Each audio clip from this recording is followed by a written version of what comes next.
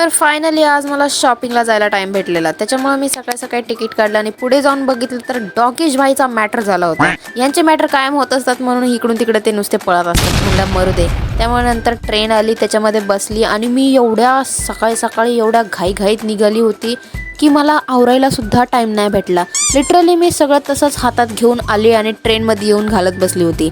मग केस पण सुकले नव्हते, त्याच्यामुळे माझे सगळे केस मी ट्रेनमध्येच सुकवले. तर केस सुकवता सुकवता मी पोचली उल्हासनगरला.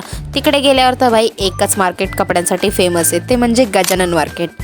येस, मग आपण पण तिकडेच गेलो आणि मग भाई शॉपिंगला सुरुवात झाली. सगळं काही घेतलं लिस्ट प्रमाणे, पण भाई वेळच नव्हता मला रेकॉर्ड करायला, त्याच्यामुळे मला जेवढं भेटलं तेवढं मी रेकॉर्ड केलं आणि मग तिथून निघाली खाण्यासाठी. बिकॉज जर सकाळपासून मी काही खाल्लंच नव्हतं, त्याच्यामुळे मस्तपैकी गेली आणि बिर्याणी खाल्ली आणि मग ते खाऊन तिथून निघाली. आणि तेच म्हणलं, सकाळपासून एवढा चांगला दिवस जातोय, काही कांड कसं काय नाही झाला असं म्हणले आणि लगेच कांड झाला. एवढा धो पाऊस आला की काय सांगू. पण म्हणलं मरू दे, आपल्याला तर लोकलने जायचंय. पण आमची ट्रेन पण एवढी लेट होती.